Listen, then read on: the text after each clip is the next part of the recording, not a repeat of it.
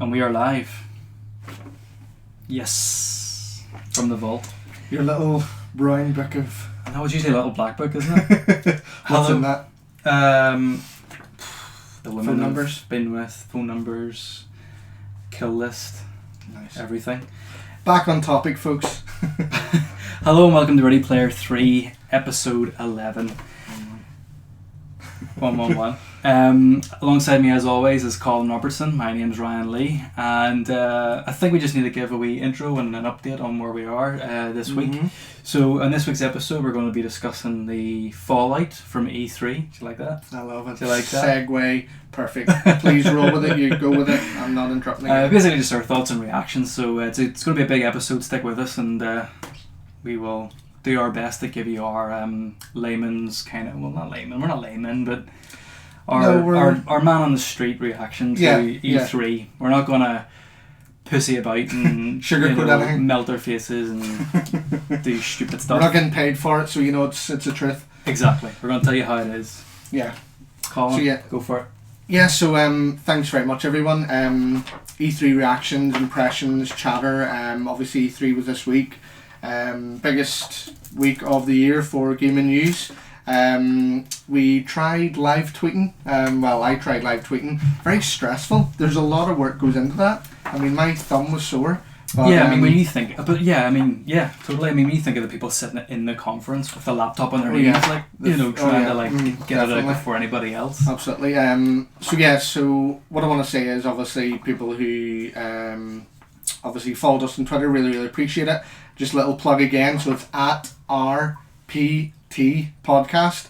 Really, really appreciate it. A bit more support and some more followers, retweets, that kind of jazz. Obviously, like and subscribe to the channel if you like what you see so far, and stick with us, and we'll hopefully bring you more exciting content in the world of games, movies, and videos. Absolutely. Let's go for it. Awesome. E3. This is a big one. React. Let's go. So E3. Hold on a minute. Oh, okay. Can I have no fanboyness before we start? I can't promise that because I'm going to do the Donald Trump handshake. Can we have no fanboyness now? Depends how much you pay me. We'll try. We'll try anyway. We'll keep it balanced. Okay, exactly. I'm only saying that because Microsoft did a shit conference. Well, don't give it away. You don't give it away. You want people to be engaged. They didn't. Brief run through. So obviously there was, technically hundreds of different announcements. So we're going to go through the not smaller conferences, but your smaller publisher conferences. Pick out highlights. So this isn't going to be a rundown. A million places do that and do a lot better than we ever could. This is our kind of highlights, important stuff, and then we're going to go right into the kind of big ones. So we're going to go right to it. So no messing about. So straight in, no kissing. Exactly. There we go. That's the tagline. As I say all the time, that's going to be in a t-shirt. So first out of the kind of the way. Yeah. First out of the way. Yeah, first out of the way. First over the line was EA, Electronic Arts. Many times voted the worst company in the world. Electronic Arts. That's very harsh. They're not really the worst. I'm sure there's who's worse? I'm sure there's some sweatshop that make Primark trainers that are worse, but for some reason they get all the flack.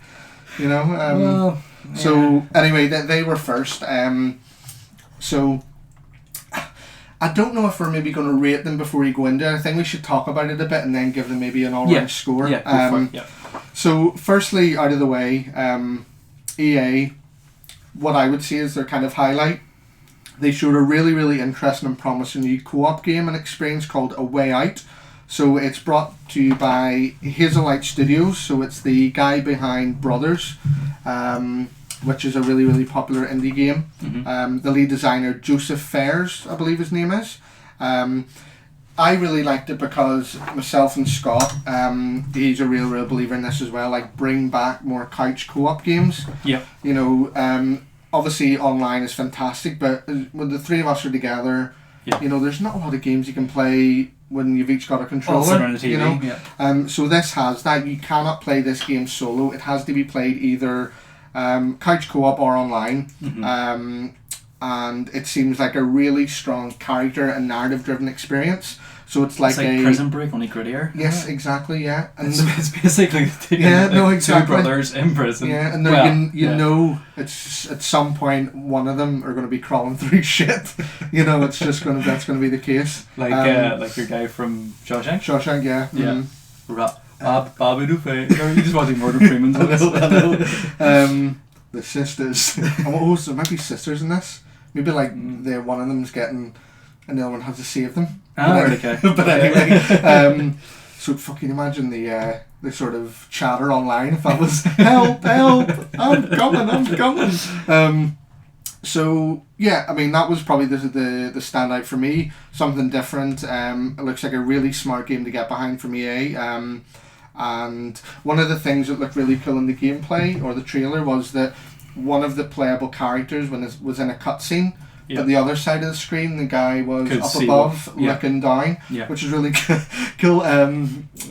Shout out to you, Video Gamer. I was listening to that podcast on the way down the road, and they were talking about it. Would be really funny if, as one person was kind of stood still in a cutscene. Sorry, it's my foot. And the other one was just like walking around him, like in the camera, or like doing the whole thing like the teabagging. So that was the highlight for me. I mean, is there anything you want to add on that? I know we spoke about it on WhatsApp and stuff during watching it. So. Yeah, it looks really cool, looks really promising. It's an interesting idea. It's never really been done before. Mm-hmm. I do worry though. I just worry that it's going to descend into like, do you know when you're playing like Lego Star Wars in co-op? And you want to move to this side of the screen, and the other person won't come on, can you follow me? That door doesn't open. Yeah, I know. And I also think that you might need a fairly decent sized TV. Well, 50-inch TV or something to be able to appreciate the detail, because it's all half. Exactly. Yeah, exactly. No, yeah, definitely. But very interesting idea. Though, yeah, an interesting idea. Though the only thing I would say is, like, say for example, me and you were. One of us bought the game. Mm-hmm. Well, first of all, who buys the game? Well, you both would have to have it. What do you mean? Oh, you mean if we were couch co-op? Yeah. Okay. Oh, I thought but even then, past that, then it's like I can only play when you come around, and so get the same. Well, I suppose, but that takes it back though. Taking it back. I know it takes it back. When you were going around your mate's house, you brought the desk. But what I'm saying is, but it takes it back too. But we're talking about games like FIFA and Call of Duty and.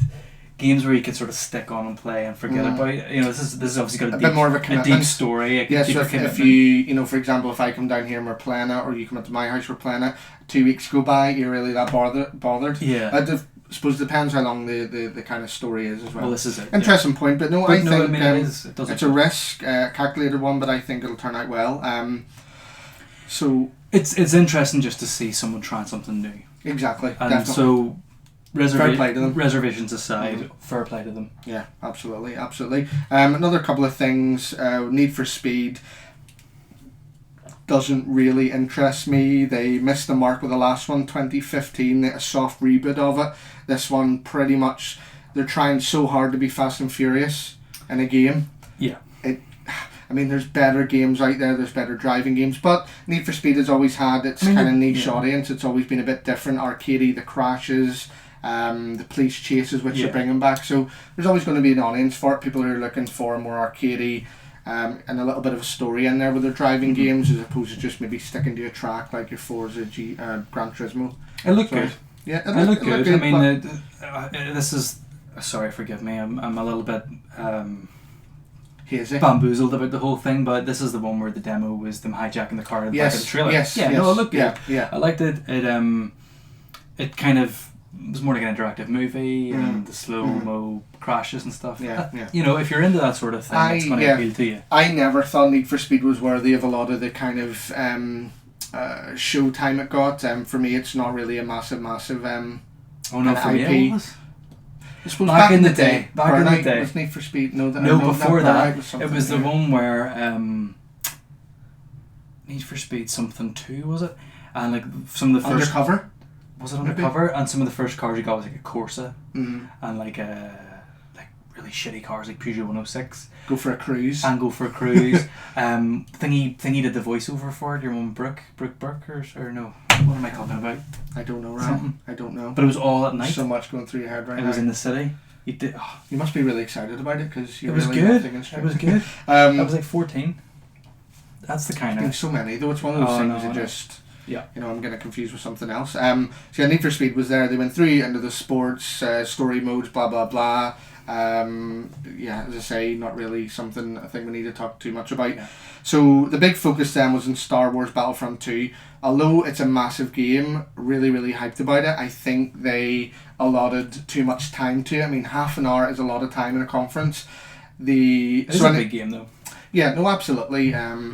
But I think because it's a sequel, because we kind of know what to expect, and also the thing is they didn't go into the story. It was multiplayer again, which is a bit strange. I really thought they were going to go into maybe another story trailer, maybe a playable sort of level or something like that. You know, maybe the first. Here's a snippet from the first 30 minutes of the campaign, which I was surprised they didn't do. I think the reason why it was so long was because there wasn't really an awful lot else to show, exactly, really. Yeah. And in fairness to them, visually it did look fantastic. Oh yeah, from what they showed, I mean, it was impressive. Yeah, and I mean the fact that they were able to show that long of gameplay, you know, seemed to run well. When's the release date? It is. Darn, I don't know. Soon though, isn't it? I should have put it down here. Oh yeah, no, it's definitely soon. It's next few months, isn't it? Mm-hmm. So I mean, it looks really well. It looks great. You can play as a droid. I know. See, that's it. Well, that's the thing. I mean, basically, the big takeaway from Battlefront is that it aims to fix and build on the first. The problems with the first. It's kind of a rule one on any sort of sequel. Sometimes it obviously doesn't work that way, but definitely that's the first thing you should look for in a sequel. Mm-hmm. They said that it's 3 times the content, so they did talk a lot about new locations, maps, vehicles, characters, weapons, abilities. So. Which is great. I think that's what everyone wanted. You've seen a little bit of a snippet. I don't even think it's more to do with the amount of content. I think they've refined an awful lot of things. I think the progression system looks great. I think the power-up system, where it's now points-based, skill-based, as opposed to just randomly seeing the little icon in the map. Yeah, because there was a lot of issues with the multiplayer before, wasn't there? Like, yeah, definitely. Because people who knew the maps knew the spawn points, and they could just spam it. Yeah. So, but someone like me, I'm a little bit worried about. I'm one of these people that I don't really have a medium game of. Oh no, I'm saying that completely the wrong way. I don't tend to have an okay game. I'll either have a really good game or a really shit game. When I'm having a really shit game, I'll probably never see the light of, Darth Maul. No chance. The actual online play they showed was really, really interesting because it showed you the big battle and then it went in phases. So it showed you the big battle. You had the some sort of medium to long quarters combat. You had the air combat. Then it showed the enemy team kind of breaking into this building. Yeah. Then it kind of condensed it a little bit, made it a little bit more chaotic, and then you got to the third phase where it was like, right, here's where the match hinges on win or loss, and it was just chaos. Everything just kicked off. So I find that really interesting. Just so much as it's not an average kind of multiplayer match. It's dynamic. It changes with the flow of the game, and it also gives you a opportunity to try out the vehicles on the outside and obviously try out the heroes on the inside. You had a little bit of a snippet of, as I say, the skill systems, the power ups. And it seemed to be a lot more focus on customization and abilities and more classes as well to kind of refine play style. All in all, really, to be fair, really, really impressed. I know I said that it ran on a bit long, but I think if you like the first one, it'll be you're in for a real tweet. You're in for a real tweet. Tweety please, follow us on Twitter. That was subconscious there. I've been doing it all week on Twitter. A real treat. Scott loved it. I think he'll. He's a big I liked it, but I think really it was EA's big thing, and they did. When you do something like this, does it make you want to go out and buy the game? And absolutely, yes, it does. As well, the big thing for me was the free DLC. Absolutely. That was. I mean, that's phenomenal. Did I not have that here actually? You did. We didn't talk about it. I know. I've got it right there. Like I'll talk about it then. Yes. The big guns. Exactly. No. I think it's phenomenal. It's great that you've got companies kind of embracing this whenever you've got them. We'll talk about Bethesda after, but yeah, no, I think it's really great. It's going to really entice a lot more people, because for me, you know, games like Battlefront, Destiny, DLC is such a big thing now, and it's something that you always have to factor in now when you're buying a game, because the thing with DLC is that so many games, the actual game you buy is... It's almost a portion of the experience. It's almost a portion of the experience. The DLC completes the package, but the DLC adds a great cost now. You're talking maybe £90 by the time you add in DLC for a game, and it puts a lot of people off. Puts me off, because you don't want to buy... You don't spend 50 quid on a game, it being shit, and then not really want to spend another 40 quid on the DLC on the chance that it might not be great. And so it's great. But then you're left behind because people. And then you're left behind. Yeah, you're playing multiplayer and you can't access maps, and it's a very thin line, and the big publishers do get away with it because games like Call of Duty, Battlefield, Battlefront, you know, Destiny. You know, they're so popular that the publishers almost feel like they can get away with it, but I think there is a certain point, and I think they found that the last game where you're taking the piss. Do you know, that season pass and the way they implemented it was ridiculous and a real turn off for people, and they had to come with something consumer friendly and get people back on side. I don't think people are adverse to paying for DLC. It's the cost. I think you know, and it's the way they go about it. It's taking the plunge before games even come out. Yeah. You know, obviously I'm going to buy Destiny 2, I'm going to buy the edition which gives you the 2 DLCs with it, but if I didn't do that, you know, Destiny, especially in the last game, if you didn't buy the DLCs, there was really no point in playing the game because it cut off content. People were just left behind. And the thing as well, sorry, what are you going to continue? No, go ahead. I was just going to say, and the thing with the DLC as well is there's always this kind of cat and mouse with yourself. Like, I remember I got stung with Fallout. I paid £100 for the Fallout Ultimate Edition or whatever. What was it called? Yeah, like we got the Pip-Boy. Yeah, we got the Pip-Boy. Yeah, we got it. So we paid. We went to midnight. Paid £100 or whatever it was for the Fallout Ultimate Edition. Whenever I got to the counter, I mean, I'd paid £100. Okay, fair enough. I've got a real life Pip-Boy, and the guy's like, "Now, do you want to add on the season pass? It's £25." I said, "Oh no, I'm alright. I'll just leave it for now." Because we didn't know. I played the game for hundreds and hundreds of hours before I even get to the DLC. So I thought, sure, I'll pick it up in 6 months' time, because literally 12 months how long it'll take. And then of course the DLC came out, the full package was 45 quid. Yeah, they increased the price. Yeah, they increased the price. Yeah, so it's done. I think though you are maybe getting to the stage where I think it's maybe hit the whole DLC culture and very aggressive DLC expansion culture has maybe hit a kind of... We're at the crest of that wave, and I think we'll see a bit more consumer friendly stuff coming out in the future from these publishers. Hopefully. I mean, that was pretty much EA. They kind of rounded up for EA. It was not the most comprehensive show, and for such a big publisher with so much resources, they actually didn't show an awful lot. Yes, I'm missing out Anthem, but we're going to go on to Anthem, so obviously that's why it wasn't... I mean, they teased it here, but we'll talk about it more, because Microsoft got the big kind of... they got to show the demo exclusively. Correct, absolutely. But that was something as well. But yeah, expect a little bit more from EA. Obviously, the Star Wars Battlefront 2 was the big focus. It's going to be their big kind of fall game. When you have something like Star Wars, do you need an awful lot more? But at the same time, I did expect a little bit, maybe another new game in there. But I think it was an average show. And I mean, if it was... This is the thing, actually. How are we going to rate these? Are we rating them? Well, just for a laugh, yeah, why not? People like that. Out of 10, out of 5, good, bad. Just good thumb or up, shit. thumb down. Thumb up, thumb down. But I think it was about middle ground. Well, that's not a very good rating system then. B to F. Or sorry, A to F. I don't know. What do you want to go with? 10. I will do it out of 10. Yeah, I'm going to say EA 6. I'm going to give them a 6. 6 out of 10. I'm going to give them a 7 out of 10. Okay, just 6.5. Just because the 6.5. 6.5. Because the Battlefront demo, okay, was maybe the only thing really... Well, I mean, of course, A Way Out was great, but the Battlefront demo for me, as someone who played the first game and was kind of about it, it looked amazing. Yeah, exactly. Yeah, knocked out of the park with that. So yeah, there's EA. 6.5 out of 10. It was okay.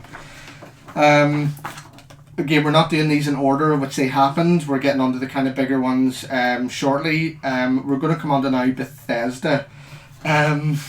Big smile on my face, but it's not because I liked it.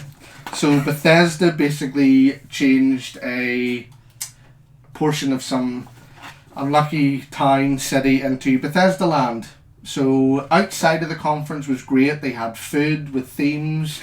They had games. That was the highlight of their conference. They had a food cart. Yeah. They had free water. I mean, the glitz and the glamour was there, and you thought, okay. How much did they spend, did you say?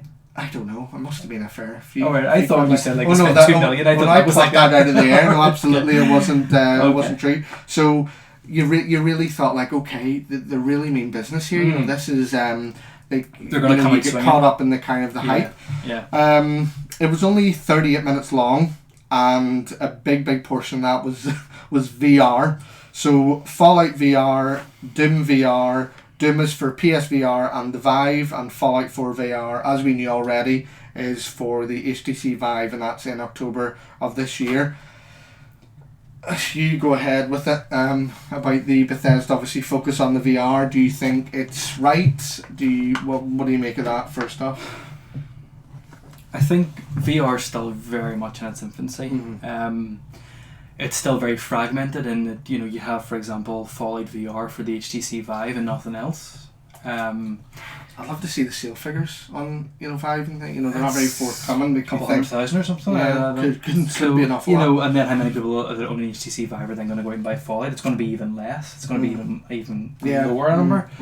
So it's just very fragmented, and they come out with, I personally think VR is going to go the way of 3D. Maybe that's being me being too much of a pessimist, but perfect example, whenever you have the main guy behind Fallout VR coming out and saying about how, what was his statement about how, my wife doesn't want to sit in the sofa and watch me sitting with a headset on playing this. Like, he basically rubbished VR. He's making Fallout VR. Yeah, but then he also said that it's the best thing he's ever experienced or seen. So I was speaking to a guy at work the other day, and he basically was coming in and wanting to buy an HTC Vive. Mm-hmm. He basically walked in, how much is the HTC Vive and how much is a computer to play it on, because his friend has one, he played it and impressed, need to get it.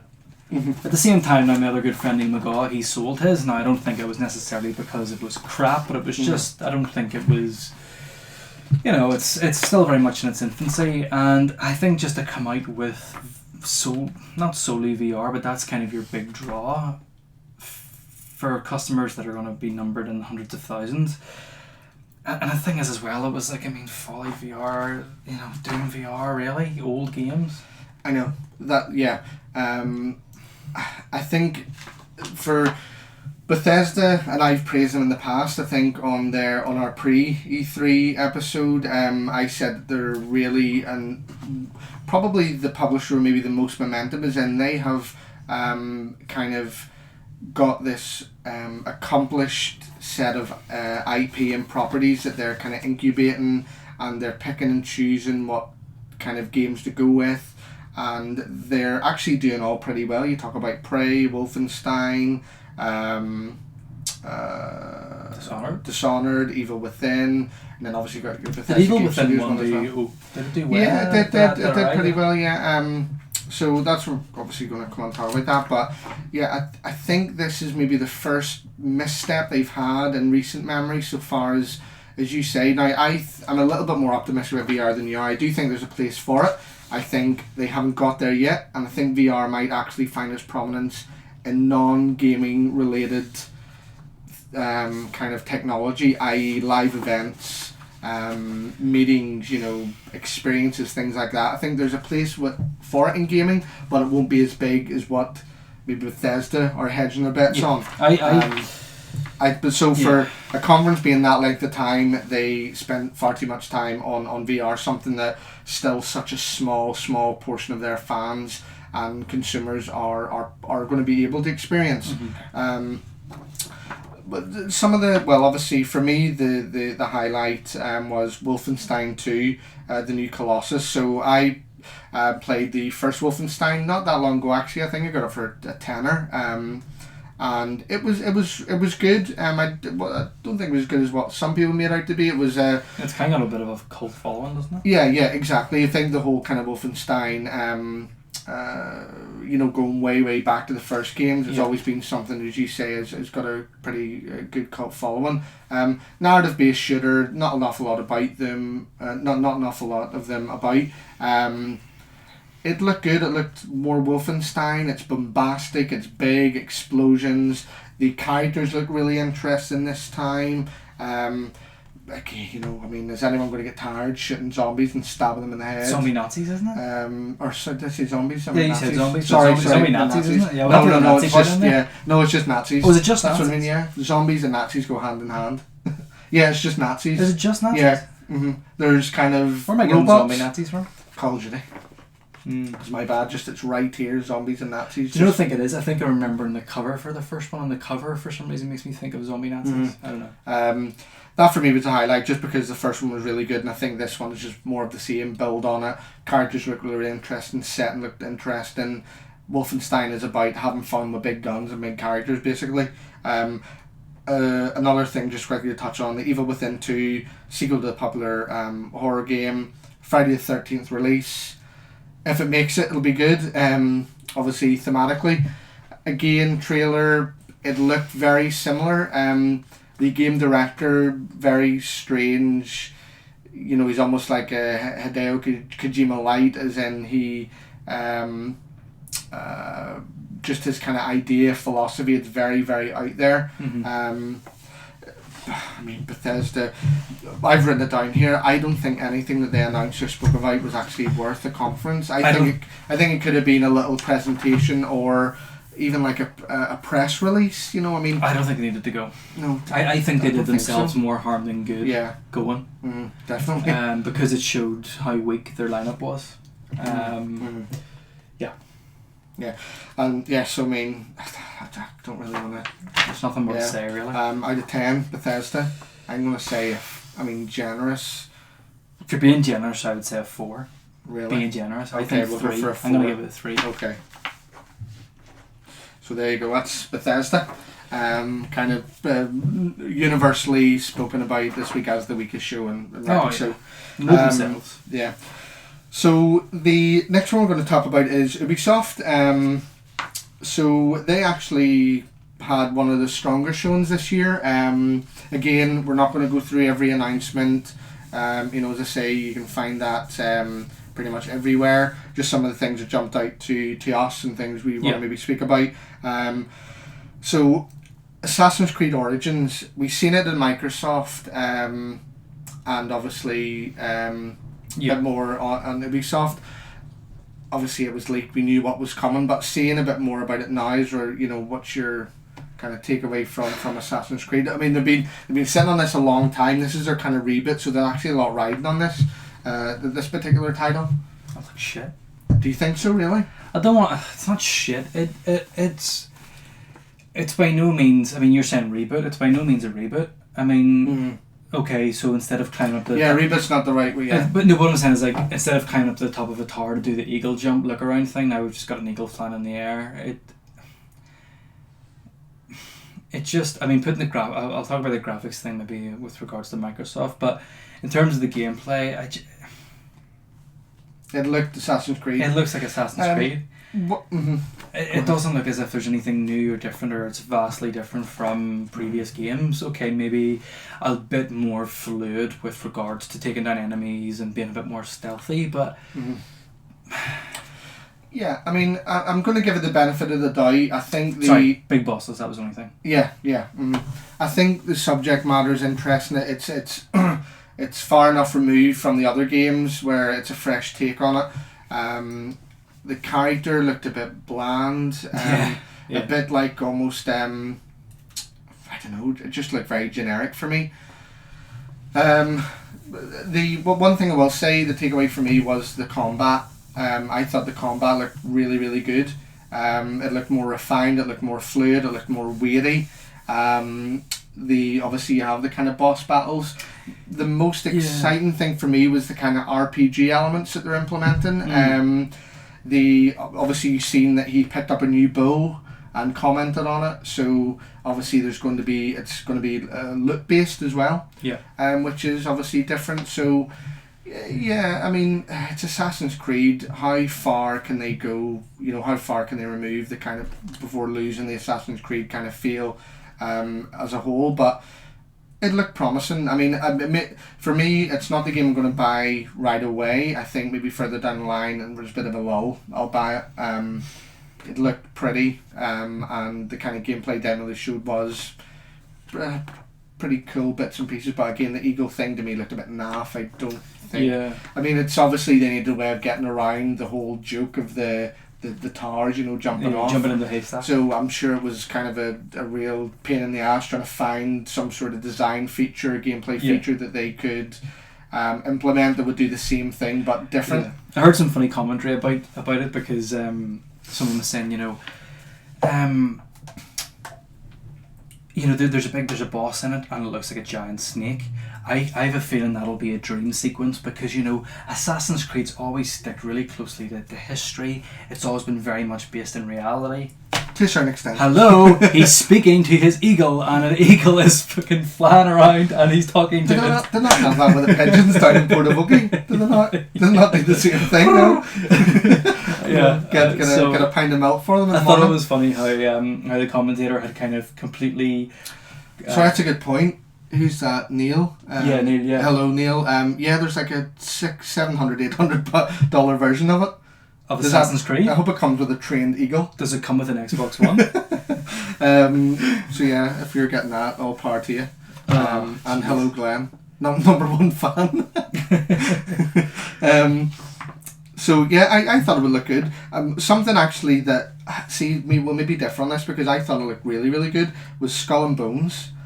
I thought it was a good surprise, and I really liked the look of it. Now, I love Black Flag, and I really like the naval combat. Yeah. The whole idea of doing up your ship and that kind of. They've taken that and just. They've taken that into an online universe and kind of.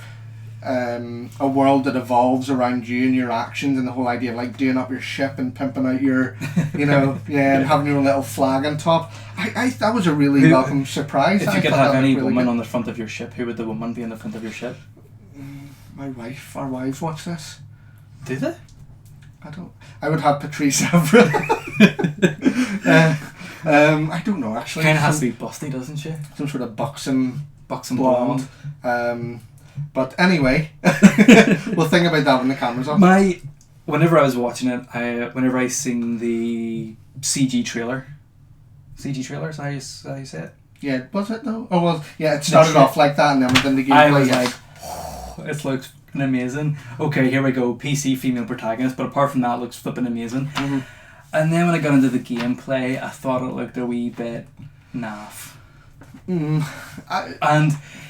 Sorry, again, we're kind of going to move back and forward, but whenever the gameplay came up, the first thought I had was, maybe the footage of the Xbox One X is a lot better than I thought it was. But we'll come back to that, but okay. I just thought the graphics, the gameplay, it was alright. Skull and Bones? Okay, yeah. No, I thought it was a good surprise, kind of left field, you didn't really think of them doing something like, so I think it's a welcome kind of inclusion. It's a very different game. It's nice that we'll have that choice. Yeah. It's nice that it's out there and you've got this kind of game. It's not a usual. A lot of pirates going about in E3, isn't there? Yeah. But yeah, we'll get on that a bit later. Ubisoft finally saw some Far Cry 5 gameplay. Wasn't the best showing. I think they did a little bit of disservice. A bit short, wasn't it? Yeah. I think they wanted to show how the companions will interact with you and the world.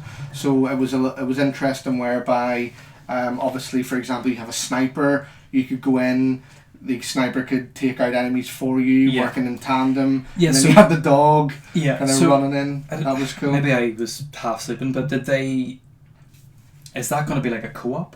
or is that just part of the story? I would imagine though. Bit of both, maybe. Yeah, I would imagine co-op you could do that. You know, obviously co-op with Far Cry theoretically you can do what you want, but for example, someone could take up the role of a sniper from afar. That's badass. I love being a sniper. Yeah. I'll back you up. And camper, little bitch. But I like being a sniper too. So what the fuck are we gonna do? We'll form like a it'll be like shooting fish in a barrel. We'll have like Yes. a sniping alley. Love it. I'll send them off in your direction, and you snipe them back. And then send them we'll back flank and them on forward. both sides. Run and zigzag. It's harder to hit. Run and Pepper pot zigzag. formation. So yeah, I was really excited, and I don't think it hit the mark. I was wanting to see a bit more from Far Cry. But from what they showed, it was okay. I did think though the engine, they've really improved the gameplay. I thought it looked a lot more polished. And I do like the look of Hope County. I think it's you could get the kind of feel of the American wilderness, for want of a better phrase. So yeah, it's a good point actually. Same shit from 3 and 4 reskinned. I disagree. That's a good point because that's what Far Cry pretty much is, but I think in this one they're pushing away expanding a little bit more. You know, I disagree. But we need to see more. I will agree that they didn't. Again, it was a bit of a disservice. The actual gameplay they showed wasn't enough to convince me that maybe it isn't anything more than just another Far Cry game. I don't know. I disagree. I mean, sold. Far Cry 3, Far Cry. I could take it or leave it. I wasn't. I talked about this earlier. Killing the turtles was funny. The narrative, your character. There's nothing there. Yeah, we spoke about it last time. It was a bit hollow. I really can get behind this. I think there's a real story there. That's because you're racist. Yeah, I do love the Deep South. You can really get behind it. There's lots of cool characters. The gameplay looks good. You've got planes. You've got boats. You've got the boats. I would imagine so. Yeah. Good cars.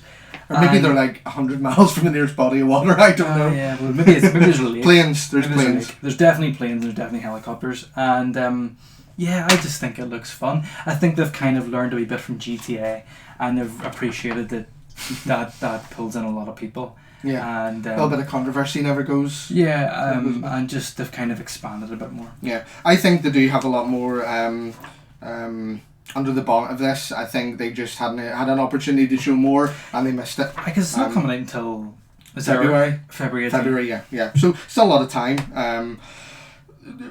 Some people's biggest announcement, and this is just the last thing on. This is like you were. Whoa, whoa, whoa, whoa. I know, because this is really exciting. So yeah, I think we need to premise. Whoa. Premise it. We've never. Did you play the first one? I played the first one. You did play the first one. I played the first one. I didn't absolutely love it, but I can understand why people. I mean, this literally made people cry.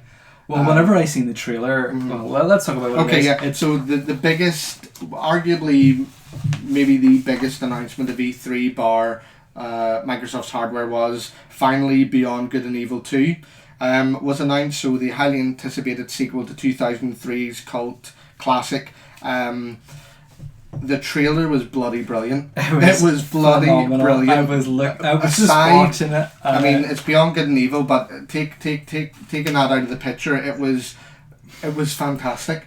The presentation actually of the game was very much a presentation of two halves. The trailer was flipping phenomenal. It was like Blade Runner, Fifth Element. Craziness with a really cool with a monkey. snort of coke, exactly. Genetically modified monkey and pig. Was there not like a pig thing and something else, or am I thinking of that's probably the first Beyond Good and Evil? No, but I'm thinking of a film. Was there like a pig thing in a film? It had like sunglasses. I'm thinking of Duke Nukem. Oh, right, yes. Yes, all the baddies. I'm thinking of Duke Nukem. The baddies. The baddies. I thought it was flipping phenomenal, but once the trailer finished, the presentation was the most bizarre presentation I've ever seen in my entire life. It's just these two randomers came out and started thanking people, and I think though to put that in context, he was near gurning and all. Yeah. But I think though to put that in context, the people behind this game, this is something that they've been trying to get off the ground for about 12 years. Yeah. It hasn't quite worked out. People have been calling for it, wondering what's happened. Was it cancelled? Was it not? I mean, you're talking about, say, 12, 15 years of this guy's life, and he obviously got a bit It shows. close to most. It shows. But what I'm saying, fair play to them, like he though. came out, like you can tell he's been in a studio for, or when I say studio, like in an office he was for 12 he was years. white, he was that chained colour. to the table. He just had him. Ubisoft had him chained to the table because he came out and he just didn't even introduce the game. His or anything. eyes and stuff, he was like, He just came out. Thanks, everybody. I wasn't even like, this is the game. Here's yeah, you wanted a bit more like personality, just bam. yeah. But of course, to put it in context, really emotional for them. As I say, this is something that people have wanted. It's almost like when Fallout 4, but kind of times 10. Obviously when you knew Fallout was coming, when was it going to come? But for this, people actually doubted whether it was going to happen.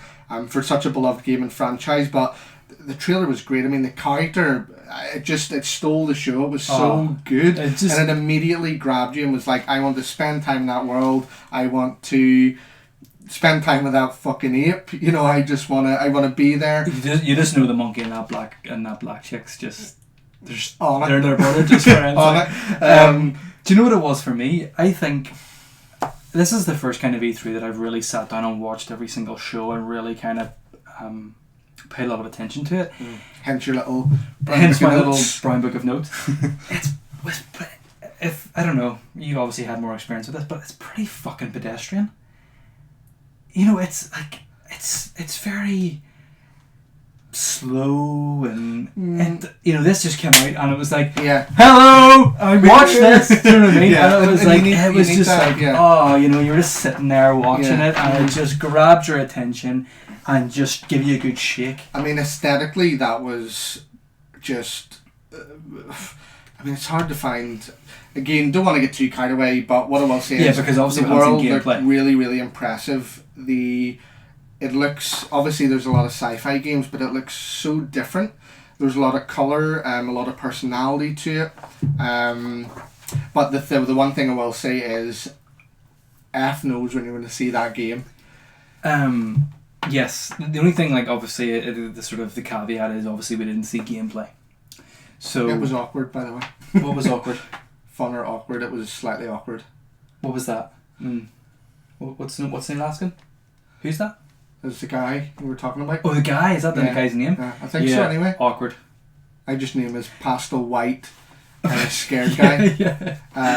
It's kind of how I would imagine Neil presenting the game. No offense, Neil. I know. I could only see the first name. Shigeru Miyamoto? No, I don't think that's him then. Yeah. I don't know. No, who is it, Neil? We don't know. Yeah. Anyway. Yeah, we need to see gameplay.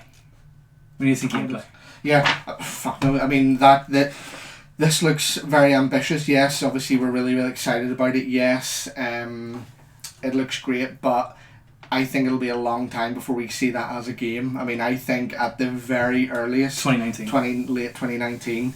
But fair play to them, finally got it out. So yeah. That alone made Ubisoft a really strong showing. You had South Park, funny, great, finally release date. You had other bits and pieces. South Park, it's a mobile game, isn't it? No? What's right? South yes, it was. Yes. Game? Shit. They announced the. Oh yes, the guy who made Mario. That's right. Dave, I know. They had the release date for obviously the proper console game, but also the mobile game as well, which you'll end up spending £1,000 on that. Your man Dan will stop paying your phone contract. Yeah. And they'll be on South Park, which is weird because the other day I watched the episode of the one where the Terrence, not the Terrence, was it the Terrence mobile game where Stan gets sucked into it. So Ubisoft was good. Ubisoft was good. It's a shame they're under constant threat of a takeover. It was going to ruin the company. It was probably not as short as Bethesda's, but it was kind of, it was very short and sweet, but it really delivered. Yeah, it was good. I'm going to say that was maybe I'm going to be generous this time, 8. Alright, yeah, because that Beyond Good and Evil probably a 7, but we'll give it an 8. It was a good show. They done well. Right? They did well. Right, so quickly going to talk about Nintendo. I'm getting absolutely raking here for not knowing that guy. I'm a Sony guy, what can I say? So Nintendo, a lot of people say they won E3 this year. Again, it's a bit difficult for me to get overly excited about it because I didn't think Nintendo did E3. well, they have their own kind of showing, but this year obviously they've got the balls out because they've got a Switch. Yeah, exactly. Think of the lads now. Exactly. So a few things. Not going to dwell on it too much. As I say, we're not. I mean, Scott's more the Nintendo guy in the group. So, but certainly the announcements anyway was enough to really, some would say, steal the show. But just really quickly, so a Pokemon RPG. Steal the show for fanboys. Let's be honest. No, come on. I mean, like, me or you doesn't give a shit about Metroid Prime. Until I see it, I don't, because there's only so much excitement I can get for just a title card on the screen. You know, I've never been a big Metroid guy, but it's difficult to go overly excited for it. But to be fair, they did come out with some big announcements, but how far away some of these things are, I don't know. Well, that's very much a problem with the Switch. Not a problem with the Switch, but Scott likes to say that there's loads of games coming out for it. I would kind of... It tends to be bang, massive... Peaks and troughs. Yeah. So a Pokemon RPG is in development. God knows when we'll see it, but people will lap that up. That will be huge. Pokemon is just one of these things you just can't... I mean... That'll basically be for anybody who hasn't bought a Switch to play Zelda will be banned a Switch to play Pokemon. Yeah. Well, see, that's the thing, because literally, you know, how many... Obviously, PlayStation, Xbox, yes, have these titles, but, you know, that's a game that people will literally buy that console for. Yeah. Pokemon, do you know what I mean? I remember, it's a massive hitter for them. I remember Mum and Dad bought me my Game Boy Color, and they bought me Pokemon Red and Blue. Was it at the time? Yeah. It's the fucking same game, and I don't think they realised. So I had two. I mean, what was it like? Oh right! They bought you them both. They bought me them both. Right. So I had both Red and Blue, and like, what was it like? 2 characters were different to like the final. Yeah, something like that. Yeah. Yeah. Mm-hmm. Oh, man. So Pokemon RPG is coming probably a ways out, but that'll be huge. Super Mario Odyssey, October 17th. This again was massive. I mean, this is the next big thing for Nintendo. Completely bizarre, out there, strange, but strangely, fantastically creative. And ambitious, and although it looked ridiculous, it also looked really good. Like, I was actually thinking to myself, like, you know, if it was a little bit cheaper, I would buy that. I mean, obviously you've got Zelda, but I do have a soft spot for Mario, but this just looked, I mean, complete and mental. But I've no doubt whatsoever that it's going to be an absolutely fantastic game. So that was obviously big. They showed a lot more about it. But yeah, really wacky, really strange. Nintendo kind of do that, and everyone just jumps on board. It's really weird. If anyone else did things like that, you know, they'd maybe get a bit of a backlash. But you know, people just go with it with Nintendo. You know, it's like your kind of weird cousin who you don't invite out, but then when you do have to go to a family function with him, he's a barrel of laughs. Yeah, it's like when I mean the guy that downs a thing of vodka and Jägermeister at the same time. It's all fun and laughs until he's rushed to NE. It's just funny, like, because I would be the first person to criticise Microsoft for here we go pulling Master Chief out again. Here we go bringing out Halo. But yet that's Nintendo. That's all Nintendo does. They bring out the old, you know, Mario. But then Mario's Mario though. You know. But what I'm saying is, but like they effectively don't ever really do anything new. I mean, what's the big new game they've ever done? Splatoon. In the last few years? Yeah, well, as far as new IP, but then again, I mean, this is, you could say it's still Mario, but goodness me, it looks completely different. Yeah. Do you know what I mean? So, Super Mario Odyssey looks fantastic, but completely ridiculous in equal measure. Metroid Prime 4 still a way off. It was just a title card, and also a Metroid game on 3DS, which a lot of people are excited about. That's also coming. Kirby and Yoshi games. A big one, because obviously I like the game. Rocket League was announced as well, so it's finally come to Switch. I think that'll be a really good Switch game. Just obviously it's so social, kind of quick in and out. You know, have a quick game. It's so social. You know, you're Let's not get started. Your little Joy-Cons. Let's not get started on Nintendo's online service. Though. Listen, there's only 3 wires between your headset and the Switch. Okay, what do you want? And your phone in between. Oh yeah. I mean, that's again. We're the wrong people to maybe go into detail on Nintendo. I'm sorry, I didn't know the guys. So yeah, the wrong person. I mean, I used to be Nintendo back in the day. Is it going to be cross-platform? What? Rocket League. As in competitive? As in if you've got a Switch playing Rocket League and I've got a PlayStation playing Rocket League, can we play Not together? with PlayStation, but that's something we'll maybe come back to. They take themselves away from that and get a lot of flack for it. Same with Minecraft. It's cross-play between... Sorry, well then if I've got an Xbox and you've got a Switch? I don't know, maybe. Yeah. Rocket League, they did want to do it, I think, because as a PC and Xbox can play against each other. Yeah, they can, yeah. But yeah, Rocket League obviously coming there. It's still a massively popular game. Good to see third parties as well on Nintendo Switch. You know, how long it'll last, I don't know. Skyrim as well coming out. Skyrim again. You can't have E3 without Skyrim. I know. I mean, goodness me, for a 7-8-year-old game. So yeah, I mean that was Nintendo. Probably, to be fair, an 8 out of 10 for them. Again, I'm not the right person to maybe give a real good rundown of that, but I wouldn't be giving them an 8 out of 10, but again, 2 or 3 massive gut punches. You know, I mean that was pretty big. Pokemon, Mario, and Metroid. Just due to their kind of importance. People give a shit about it, believe it or not. So there you go. Yeah. So that's Nintendo. Right, Ryan. This is where your little book comes in. I'm gonna let you take the lead on this. So Microsoft, this was it. So this was arguably the one to watch, the most important hyped conference of E3 this year, with Microsoft announcing new hardware. What did you think? What's your 2 cents? What's your 50 pence on Microsoft then? I'm not going to get natter about that. Here we go. Oh, there we go. Sorry, Neil's just confirmed that they have confirmed the multi-console format play for Rocket League. Cool. On everything but PlayStation. Go ahead. Yes, Microsoft. Here we go. How can I sum this up? Microsoft doesn't need competitors. They can fuck things up for themselves. Oh, Robert hit the road there, mate. So basically, we've obviously got the main points here, and then I've kind of got the notes that I made while I was watching it. So first of all, the show got off really well.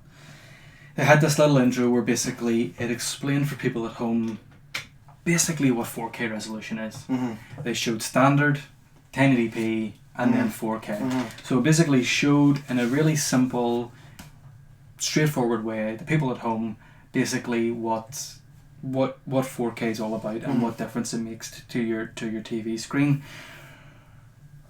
And then it all kind of went a wee bit Pete Tong. So basically then we get straight into it. Phil Spencer walks out, and Phil Spencer,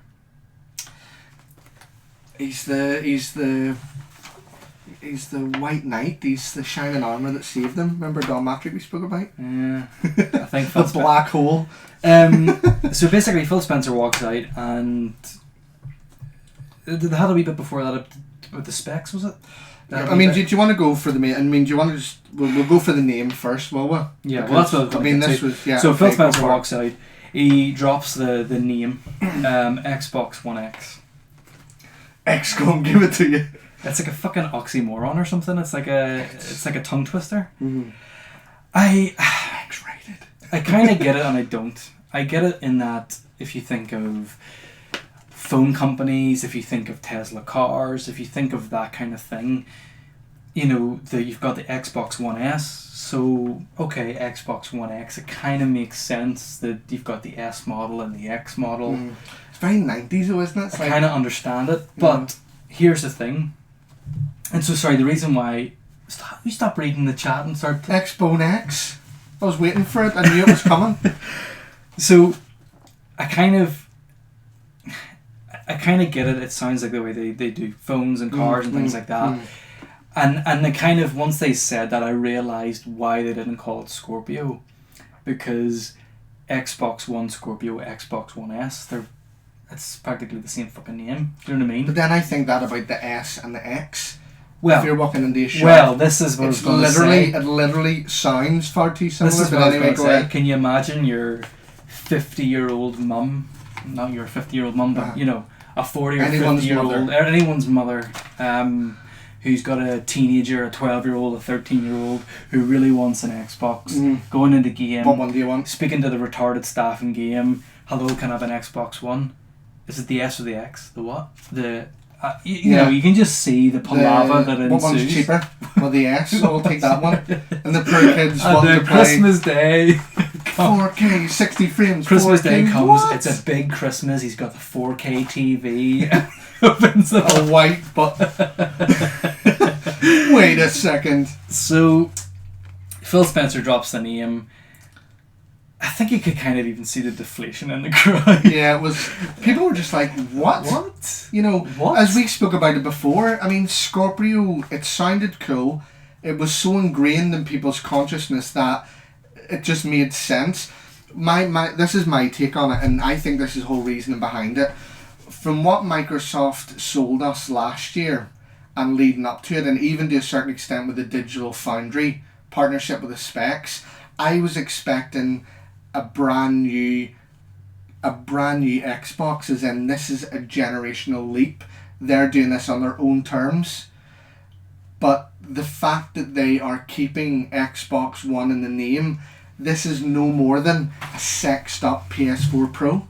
This is a mid-generation. A sexed up PS4 Pro. This is no more than a optional mid-generation jump. It's not their brand new console, which I think they needed to do. They needed to remove themselves from the Xbox One. You know, well, yes, so that's the problem. That is the problem in a nutshell. I mean, right, so we're kind of getting ahead of ourselves, right? So basically then, Phil Spencer then, really fucking weird, really quietly just, and be able to get it on November 7th. We were texting each other at the time. Yeah. You completely missed it. Yeah, I know. Yeah, it was just completely under the radar. Like under the radar, like November 7th. Like it was like it was like you just like put. What's your thoughts on the release date? I think. See, that's what I thought it was going to be originally, and I don't. Hindsight's a wonderful thing. That's close to the Xbox One. But the more you spoke about August, the more I was like, right, this makes a lot of sense.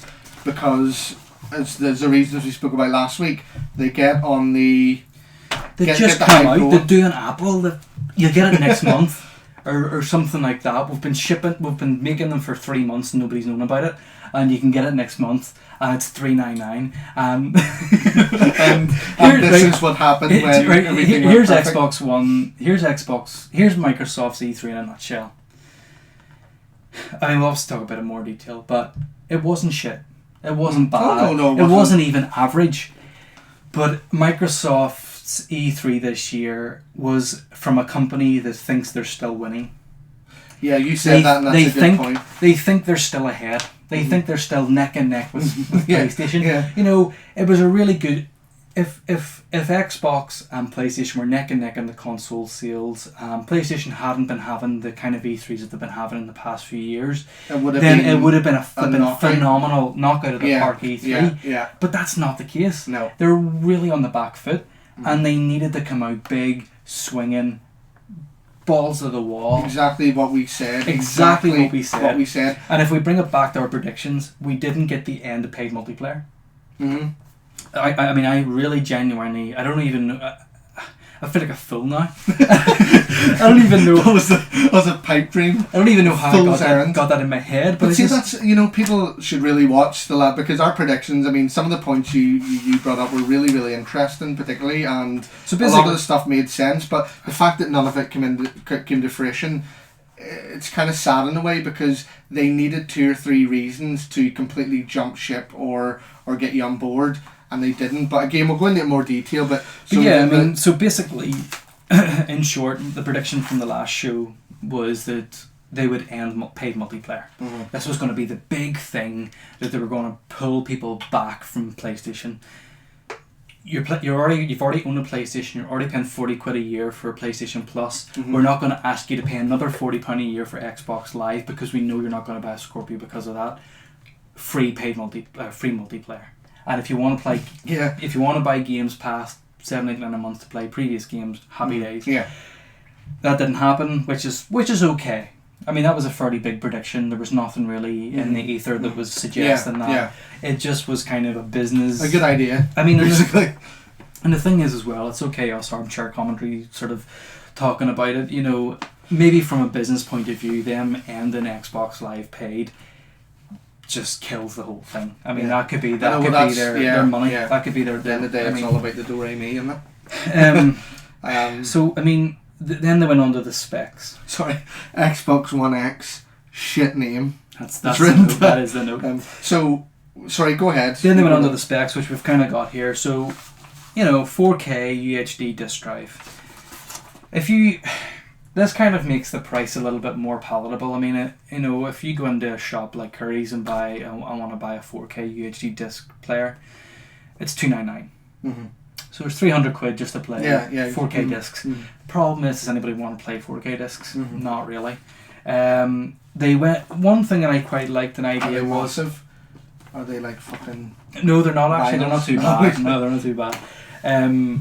Super sampling for non 4K TVs. I like that idea. Yeah. That was a really nice idea for people who haven't made the jump to a 4K TV and are thinking about buying a Scorpio. It was kind of like not a waste of time. You'll still see the you benefit, need to go out and spend another £500 a TV as well as the money for the Mm-hmm. Xbox. I mean, you've got the specs here. Do you want to quickly run through them? Yeah, I mean, I heard them all before, but basically stand out 6 teraflop CPU, 1.172 gigahertz, so really fast. 12 gigabyte of DDR5 RAM. That's the big thing for me, because obviously 12 gig, that's a big jump in kind of potential for obviously memory for developers to play with, and 325 gigabyte of memory bandwidth, so that's really, really fast. And to me, they didn't show me enough that they were taking advantage of that. That's a lot of memory to work with. It's liquid cooled. Yes, the vapor cooling. Worries me a little bit, the size of it. I mean, they really need to get that right, because really obviously packaged. I mean, the cooling obviously millions of dollars spent on you think we development. don't Red Ring of Death? We don't want another. But obviously these things happen, and the fact that box is so small, and the fact that they're using that type of cooling, I mean, they need to get it. They need to make sure that this has been tested, and it sounds weird because obviously it's a multi-billion-dollar company, but things that kind of happen all the time. Yeah. So that would worry me a little bit, and if I was going to get one, I would maybe leave it about 6 to 8 weeks, and make sure that the first batch is out of the way. Exactly. Any teeth and problems have been resolved. So yeah, see, that's the thing, and as far as the kind of opening, this is the first time that I've looked at a Microsoft console and thought the hardware is really impressive. That's what's always put me off a little bit. To me, their hardware has always been, like, second rate's not the right word, but just the build quality, the type of technology they use, it's never been overly Fucker controllers are impressive to me. PlayStations. But that's peripherals, so it's much of much as well. That the actual box is the first time I've looked at and went, actually how they've get all that into it, is really, really impressive. I mean, and people are complaining about it's just a box, but what do they want? Like, to me, that's the kind of thing at the minute. I think it looks quite smart. That's fanboys who build their own PCs wanting RGB lights. Yeah, they want like a clear case, RGB lights flashing, glowing up fans. No, it's to be you've got a gaming PC that looks like a DVD player sitting under your TV. That the day of round edges is over. That really is. Do you remember the 360? That really is E3's. We're doing a lot of back and forth here, but like, it should have been about the marriage of phenomenal hardware and software, and somewhere along the line, it just they come out. They talked a bit about the specs. They got that Indian dude out to talk about the specs and about the liquid cooling and stuff. And then before that even sort of started, it was over. Mm-hmm. And Scorpio was then never talked about again in terms of the hardware. Mm-hmm. Yeah. Now, okay, we had the Digital Foundry specs. We don't necessarily want a half an hour thing where like you're boring everybody just talking about well that's what we said, because you had that in the Digital Foundry. If you wanted that, you could find it, and that was a chance for them to come out and show the games, which they did. But so what I'm saying is, they didn't talk about the specs, which was good, but they didn't talk about anything else. But they didn't talk about why you need to buy one. Yeah, justification. Whenever it started and they had that kind of intro explaining the 4K, I thought, good, this is explaining to people at home exactly why. Layman's terms of why you need this in your living room. And then they just moved on. Let's unveil a car. What? Yeah, I mean, before we go on to kind of, because we're still on the console here and there's obviously a lot to get into, but before we move on to the kind of points of the conference, to open this other kind of Pandora's box, they also revealed the price. Well, they revealed the price later on. But just, obviously, to get that out of the way now. What's your... I mean, we spoke about it last week. I mean, we both agreed that $399 was a sweet spot. Yep. Industry as a whole tended to agree that $399 is a sweet spot. that would make a real statement of intent, and also this is something they needed to do to really kind of gobble up some of the market share that Sony have at the moment. So my prediction, what do you want to go? My prediction was right. Yeah, I said that it should be $399. It can't be $499. It more than likely will be $449. That's pounds. Kind of in the middle. Gives them a bit of room to manoeuvre if sales aren't going so well, and coming up to Christmas, maybe they keep the $449 price and throw in a game. But so I'm happy that my prediction came true, but that was such a muted, like, I'm really happy. Put it this way. If it was $399, well, putting all other things aside, if it was $399, I would be buying one on release. Day one. $449, I'm kind of like, I'll see. Yeah, we'll see. We'll see. And again, it's coming back to that thing.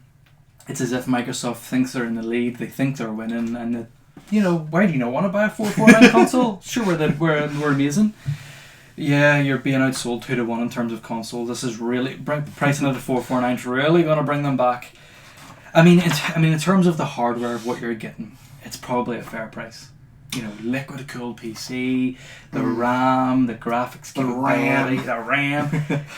Yeah. And as to come back to my earlier point, if you're paying $299 for a 4K UHD player, and yeah, but then you've got the TV, and it all adds up, and that's the thing. Microsoft needed to maybe take a loss, and they needed to not be so calculated and almost they needed to throw common sense out the window a bit with this, because the thing about this conference as a whole is as we spoke about, they need maybe 3 major, things to really attack the competition. Yeah, didn't quite come off. One of them would have been the price, and I just think they really missed an opportunity. Again, obviously it's a business. We know nothing about it, but you'd think with Microsoft resources they maybe could have allowed to make a loss on that for the first 12 to 18 months of that console. Do you know what I mean? So Neil has put here, are you going to sell your Xbox and move to PlayStation? I'll let you know at the end.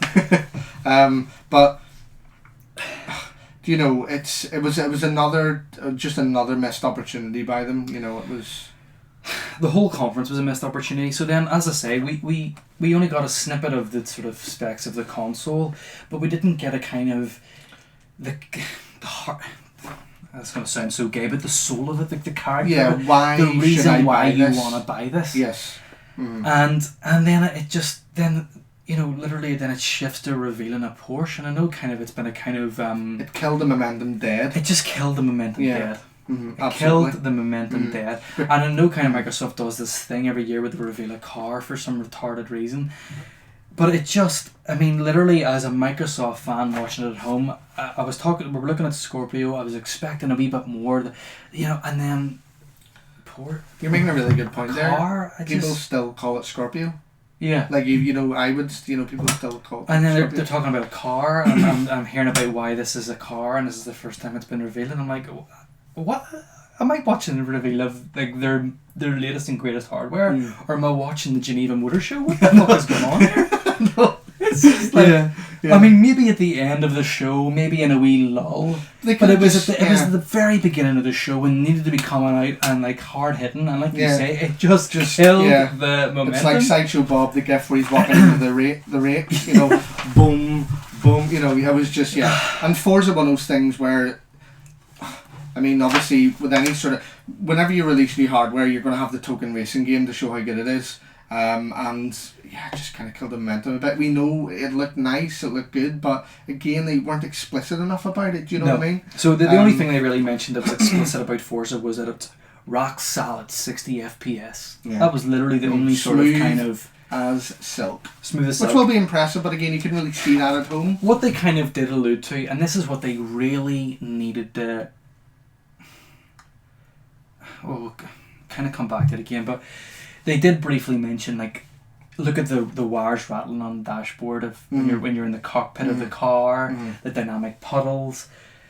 But to be honest with you, watching the Forza 2 demo, I didn't think it was dramatically better than Yeah, the I didn't Project either. Cars 2 demo, Yeah, as we spoke about, which is yeah. multi-platform. I mean, the skybox looked impressive, but yeah, in a racing game, you're zooming past, you know, Yeah. I mean, it's the sky. Yeah, so Forza, moving on. So this is the point where you started to maybe get a little bit of a sense of, okay, this is why. and the random girl playing it, she Oh, I couldn't know. fucking play it. Nope, they didn't even introduce her. She was standing on a box at the end, and then she was walking off with a controller in her hand, and we're like, who was she? There was no, it wasn't even charged. It was a dummy. She It's like a couldn't- security she guard with couldn't a drive for walkie-talkie shit. with no. She made the batteries in game it. look shit. Well, you saw an XRs. We didn't see. Oh, okay. She would literally, the camera cut to like, that's Forza, folks. And then it was like, oh shit, oh, that was the girl playing it. And she just Yeah. walked off, see you later. Oh man. Uh, So yeah, as I was going to say, the part of where the conference started to kind of pick up a little bit more momentum again and speed was Metro Exodus. So this is the latest installment in the Metro franchise. oh, Again, Neil said she was Oh. a professional driver. Could have filmed me. well, to be fair, steering wheel controller, but she still would have knew what she was doing. Maybe a bit awkward, was Yeah, it? maybe. I don't Yeah. know. So anyway, Metro Exodus, coming 2018. It looked impressive. I mean, visually, it did look a bit of a step up of what we've seen before. Yeah. But what I will say is, in the murmurs behind scenes are that was very, very scripted, and it wasn't technically gameplay. You know, it was almost like a, you know, amalgamation of CG gameplay, and it was very, very scripted. You could tell. I thought this watching it. I thought, It was more to give you a sense of what the gameplay will be. yeah, But, I mean, don't get me wrong, it looked gorgeous. it looked gorgeous. It looked really, really The nice. detail looked phenomenal. Like whenever he picked up the mag and the Yeah, and scalp fell over, the burned the cobweb. Yeah. Even the cocking of the gun looked phenomenal. But I totally agree with what you're saying. Like the wee bits It where, was like, too where like, he polished. kicks off the dog and all, Yeah. like he falls and like Mhm. it did look very polished. fake. Yeah. Not fake. It did look very scripted. Yeah, definitely. And I was kind of thinking to myself at home, like, how's this gonna work when you're playing it? Like, you know, how's it? Look, you know. Absolutely. Now, the thing about this, and also Anthem, as we'll speak about later on, you know, how is that going to look on a standard PS4? You know, what's the kind of, you know, big jump? You know, are you going to get a dumbed down experience? Obviously, it's going to be, I would imagine, something like that. There's no way that could run on 30 on PS4 or PS4 Pro. Is it going to be 60? You know, kind of the... Again, this is Because the lighting was really impressive, you know, so that's the thing, and that's part of the conference where you thought, okay, that's what this is, that's what this machine can do, but again, it didn't quite translate to I need to buy it for that. Right. So here's the thing, like I'm kind And of, it wasn't exclusive. That's the killer. I'm gonna sum this up. Okay. Right, I'm gonna do a lot of summing up here. Yeah. Metro and Anthem were the two best games for the Xbox One, right? X. We'll say Xbox One, Okay. right? Yeah. They were the two best games, and they weren't exclusive. Mhm. Okay. Now we can talk about that after, but they weren't exclusive. Now, in my prediction episode, I said that's okay, that's fine. Let PlayStation have their exclusives, you know, maps or costumes or weapons or whatever it may be, or let a game be multi-platform, that's fine. But whenever Microsoft comes out and says, look at how phenomenal this game looks on our console compared to PlayStation 4 or even Xbox One S, then that's going to be the seller at home. Mhm. And they just didn't do it. All they had to do was show the Metro demo and everyone go, fuck, that was phenomenal. And then go, okay guys, let's do a little split screen here. Here's how it looks on the Xbox One X, and here's what you'll see on the Xbox One S. But then again, you're alienating. This was the problem. Yeah, this was the that's problem. the thing, it's They a- didn't want to shaft Xbox One S users.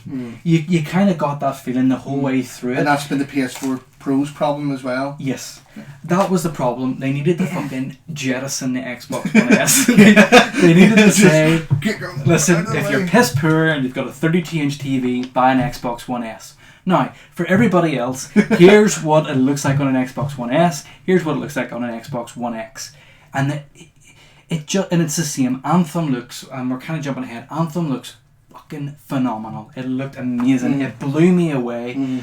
But I've got nothing to compare it to. Yeah. Okay, if that was the game running on an Xbox One S, how do I not know it's going to not look as phenomenal on a PS4 Pro? Yeah. Mm-hmm. We don't very know. true. Yeah, exactly. And that's the crux of the whole thing. They were too blasé about it. They said things like, it's going to look better, it's going to play better, but where was the evidence? Here's the whole conference in a nutshell. Okay, go for it. This is from Phil Spencer. It's quoted from the conference, and this is just the whole thing in a nutshell. All games on Xbox will run better on Xbox One X. And although the Xbox One X is Microsoft's most powerful system, it won't have any exclusives or require any new accessories. Everything that worked on the Xbox One will work on the Xbox One X. Well, why am I forking And out that 400, is it 500 in a quid? nutshell. That's fine. I totally get that it's not a completely new Yeah. generation. I get that it's a mid-tier generation jump and that it's kind of like They need parity, but at the same they need time, parity. yeah. And that's fine. I totally get that we both, like, you've got an Xbox One first generation, I've got an Xbox One X. We both go into Tesco's and lift the same game. But you need to tell me what I'm getting for that extra money. You need to show me. Yeah. Does characters look more rounded? Is there less polygons showing? Do textures look better? Does grass look more realistic? Can I see further into the distance? Are all games 60 FPS? That's something they were a little bit loose and fast with. Yeah.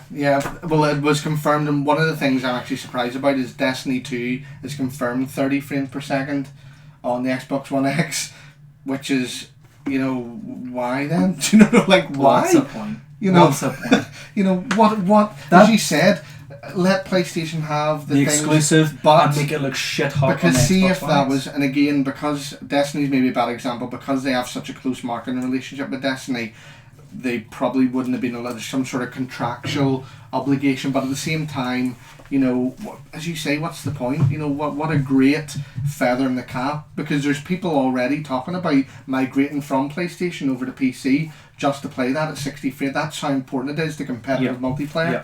And so the fact what a game. Yeah. To kind of game to really kick PlayStation in the balls. Yeah. To say everybody playing Destiny on the PlayStation. Okay. Alright, have your wee cool looking gun. Come over here and play it in 60 It's like, FPS. here's PlayStation's exclusive content. As you said, Microsoft kind of navigating around that. Exactly. By making it look awesome. Mm-hmm. You just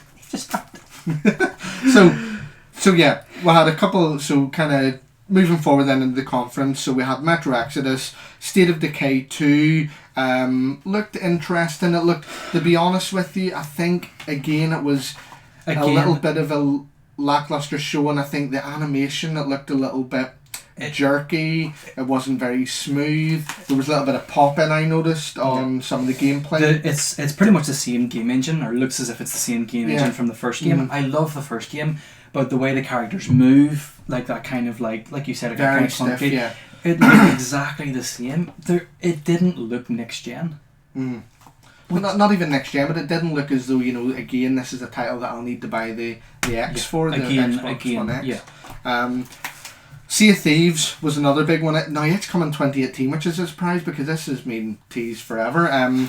So it basically showed a extended gameplay. You got a better sense of what it is. This is something that I personally find very difficult to get excited about. I think it looks a little bit naff. I don't know how kind of interesting it'll be in the long term, content wise. But a lot of people dig it. A lot of people think it's going to be a really interesting game. I think it's going to be one of those games. I think, you're a big Destiny fan. And Destiny, I don't know the old bulk at this, but Destiny takes itself very serious sometimes. Which are, I know what you mean. I think it's for the online community and for online players who want to have just a bit of fun. Yeah. But they're not like, that's something they're not like big Mario fans, or they're not kind of big, you know what I mean? Oh no, yeah, definitely. And I think there is going to be a market for it, definitely, and I think people are going to have fun playing it. But no, I totally get what you're saying. It is a very niche. I can't see myself buying it. I just think the art style. I think Neil said he looks forward to it, so I think it's just going to be one of those games. Yeah, it'll be interesting to see. I mean, content wise, I don't know. After a week or so, what legs do you have there? I think we need to see a wee bit more. Yeah, exactly. But the commentary was good. Yeah, that saved it. It got a little bit better. Yeah. Again, just trying to fly through some of these kind of games. Ori and the Will of the Wisps. Ori. Did you not like that? That was actually a real big game for Microsoft. Looked beautiful. Really impressive trailer. First game, Ori and Blind Forest, was probably one of the games of the year when it came out. Okay. So yeah, it's actually a big one. My personal highlight, and it's weird because this is probably technically one of the most kind of taxing games as far as hardware. I know what you're going to say, and I would probably agree. Yeah, the last night. The last night looked fucking incredible. It looks just so cool. I think it's a timed exclusive, so I don't know if it's full blown. I think it's going to get its console released first on Xbox. Kind of had a Blade Runner feel to it. Oh, absolutely, yeah. It looked like there's going to be it's kind of like Limbo on speed, and it just had a really deep narrative. I mean, the perspective of the pixel art, the lighting and just looks the cool. steampunky neon nature of it, the whole tone of that, absolutely. And I think most people agree. It pulled you in. It was a bit like Beyond Good and Evil. Yeah, just fucking pulled you off your seat and was like, here we go. Visually really grabbed you and just kind of really pulled you in, and it was really immersive, and you wanted to know more. And then of course the next trailer was that crazy thing with the guy with the glasses playing guitar or something. Well, I mean, it looked cool, but. Yeah, it didn't really tell another big announcement, backwards compatibility with original Xbox games, so they'll look better and play better on Xbox One X. I don't know, again, I mean, performance wise, what sort of level of performance are we talking about here. Again, I don't use backwards compatibility enough. It's not particularly a feature that I call out for. It's nice to have. Again, it's an option. I said it last time. The way Microsoft are treating and dealing with backwards compatibility kind of puts Sony to shame in a way. But I mean, how often are you going to play an Xbox? Yeah, I mean, especially if you just spent £450 on a new box. Well, this is it. This is my problem with the backwards compatibility. It should be It should be a side project that's announced every now and again. This should have been announced just randomly through the year. I don't think it should have been announced. It's not. It pulls the focus back in time. Okay, yeah, it's great that I can play Halo 1 on whatever console I have, and I don't have to try and hook out my old Xbox. Phil Spencer mentioned, big following behind Crimson Skies, and a lot of people are happy that they're going to be able to play that on the new Xbox consoles. But for me, it just shifts the focus. Instead of looking ahead, they're looking behind, and it just... Yeah, I mean, funny, you're sort of saying, you criticising Sony for not focusing on backwards compatibility, while I think it's a cool thing to have. Not necessarily focusing, but not doing a lot. Not doing it. I'm the opposite. I'm kind of praising Sony for just, no, fuck backwards compatibility. Yeah. We're looking ahead. I don't want to know about old games. I want to know about new games. Yeah, exactly. And for me that was again, that's something that a press release. I don't think it was conference kind of worthy exactly. I actually missed a bit. Crackdown 3. This is something that I was actually really excited about going into it. Me too. Again, it's similar to the demo for Far Cry. I think they really did it a disservice. Terry Crews, a little bit of humour, but what they actually showed...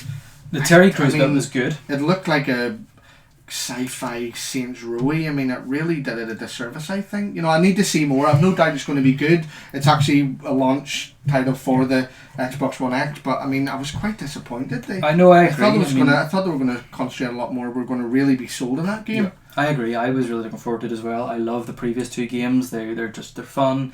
You like Infamous, I like Infamous, and we like Crackdown. They're very similar. I completely agree. They did the Terry Crews thing intro, which was really funny and really cool. It was almost like, just... And then when it got to the gameplay, there was just nothing there. It was really fast cutscenes. You've seen it all before. And you couldn't see. Yeah, exactly. You didn't actually show anything. And have you noticed how kind of the whole destructive environments... Yes, the power of the cloud. Now, people that have played it said that in multiplayer, that's still the case. But in single player... they can't do it. It's not possible to have that amount of... But again, I thought with the power of this new console... Yes, is that something that's going to be a real selling point? Yeah, and it just... To me, this is one of the kind of big pillars of Microsoft's games to come, and to me it didn't really look as though it was. They not glossed over it, but I mean they really did a disservice. I thought the trailer, the gameplay they showed was underwhelming. As much as I love the Crackdown games, they've never. I mean, I know that's how Microsoft treats them, but they've never been a blockbuster It's like game. Sony. It's like Killzone trying to be Halo. Yeah, They're just punching above their weight. Yeah, They're never gonna be overly relevant. I mean, I'm sure it'll be fun and stuff, but I definitely agree. They really did a disservice. Really fast paced. You couldn't get a good look at anything. It really kept cutting. 4 screens, and it didn't reveal anything new or different or more or. Yeah, absolutely. Finally, then, to wrap up on Microsoft, the big coup was Project Dylan, or the announcement of Anthem. So this again was, well, initially announced at EA, but Microsoft had the kind of the honour of having it as this is their big Xbox One X title. This is the reason why you're going to buy it. Yeah. Anthem, BioWare's new IP, the studio behind the original Mass Effect trilogy. Do you want to go for this then, Anthem? There's a few other things I want to talk about, but yes, Anthem, I was a little bit surprised that it was the final showing. Purely because it's not an exclusive. I kind of thought ending on a non-exclusive. Yeah. But then I kind of thought, okay, it's going to come back to that ethos of, okay, there might be some games on our platform that are multi-platform, but look at how amazing it looks. And in fairness, it looked phenomenal. I mean, I think it looked... Visually, the most impressive game there. It was... I mean, whenever it was sort of teased and stuff, I kind of thought, oh my goodness, here we go. A Titanfall... Destiny ripoff. Okay, there may be still some wee elements of that, but whenever the trailer started, it was like amazing. The different suits, the javelin, the javelins. Yeah, the javelins, the suits. It just looks phenomenal. It just looks really fun. The way the players could talk to each other, the fluidity of it, the flying. It just the scope, me away. Very impressive. And visually blew away. Again, interested to see more how the actual minute-to-minute gameplay goes on that. Are you going to be out in patrols, certain missions? Is it all open world? The dungeons, the enemies? But you got a sense of, obviously different classes, different javelins you use. Obviously loot as well. The whole run and gun, the loot, the carrot in the end of the stick. It's really again, Destiny has kind of brought that to the fore. It's very much influenced by Destiny. Yeah, absolutely. But I think it is going to do something a bit different. Oh no, absolutely. Again, interested to see how that looks in other hardware. Again, this is the problem. Again, it looked phenomenal, but how do I not know it's going to look that good on the PlayStation 4? That's it. Yeah, I mean, obviously I doubt it, but again, there's nothing to say contrary to that. Do you know what I mean? This is the whole thing in a nutshell, and again, that was the kind of It's coming 2018. I have my reservations about that. I mean, it'll obviously be a massive game. No, I don't know why Mass game. Effect was so shit. Yeah. Again, using those bloody jump jets, like I tweeted out, slapped me in the face. I was like, fuck. Just taking all the resources. Oh, it looks good. The rest of it's shite, but we'll take that idea. Take the jump jets. So Anthem was their kind of, the way they end the show, really impressive. Probably visually the most impressive game there. But again, was it worthy of closing out the conference? I don't know, because it's not exclusive, but certainly it looked good. So... What do you want to finish then? There's a few other things I want to touch on. You kind of disagreed. I thought PlayerUnknown Battleground looked really cool. And I think that's it's a big thing for them. I just don't know enough about it. And I think it's really going to entice a lot of PC gamers to maybe ban a console. It's kind of got that CSGO armor feel to it. I think it's timed exclusive, but again, if it's not, if that is full exclusive, they've really put their money, they've spent their money well. Late 2017 release for the PlayerUnknown Battleground, which is good because, I mean, for example, State of Decay 2 doesn't come out until spring 2018. Really? I mean, State of Decay 1 was out, 2 years ago? I mean, State of Decay 1 was a 360 title, and then they remastered it for the Xbox One. things haven't changed that much for to justify a spring 2018 release. It should have come out as a release for the Xbox One. Minecraft, yeah, okay. They did really. We touched about this. We talked about it. We mentioned it. They really were like, "Hey Japan, look at these cool games we've got. Dragon Ball Z, anime games." It doesn't quite fly. Xbox, Microsoft, it doesn't seem compatible. It doesn't fit. I think they need to make an effort, because at the end of the day, there is a market for those titles. So yeah, well, they're really trying to get the attention of the Japanese markets. You know? They need it. Yeah. Artful Escape. What the fuck? Code Vein.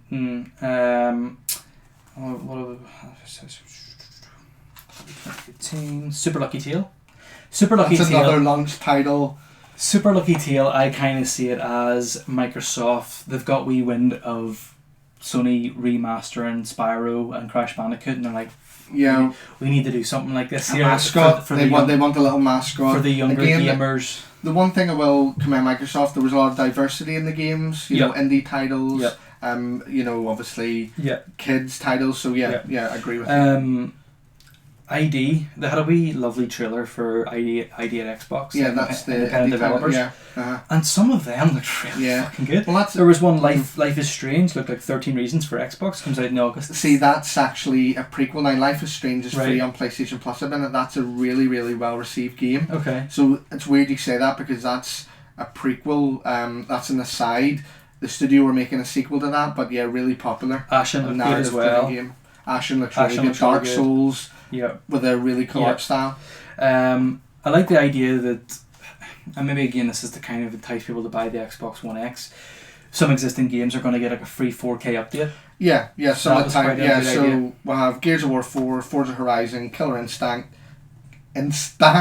Killer Instinct. It sounds like a German metal band. Battlefront. Halo Wars 2, Final Fantasy 15, Resident Evil, Ghost Recon Wildlands, Rocket League, to name a few. Battlefield 2? Or is Battlefield? I don't know. It's weird 1? Halo, isn't it? Like Halo 5. I don't know. But yeah, obviously more to come.